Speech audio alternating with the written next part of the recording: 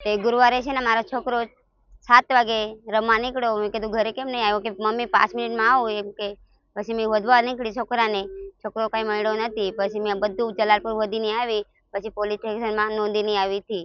પછી મારે પછી નોંધીને આવીને ઘરે આવી, પછી ઘરે 1-2 કલાક બેઠી.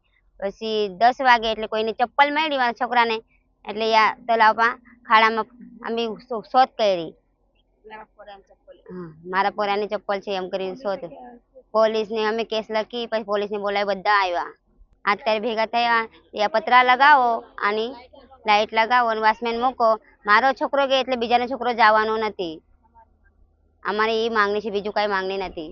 અહીંયા આજે 2 દિવસ પહેલા જે બનાવ બન્યો છે, આ લોકો તળાવનું ખોદકામ ચાલુ કર્યું, અમને લોકોને કોઈને જાણ નથી કરી ને છતાં એ લોકો વોચમેનની કઈ નહીં મૂક્યું. અને આજે જે પોયરો ઓફ થઈ ગયો છે એના કારણે કોઈ બીજા પોયરા હાથે આ બનાવ નહીં બનવું જોઈએ. અમે માંગણી કરવા માટે બધા વિસ્તારની બધા ભેગા થયેલા છે.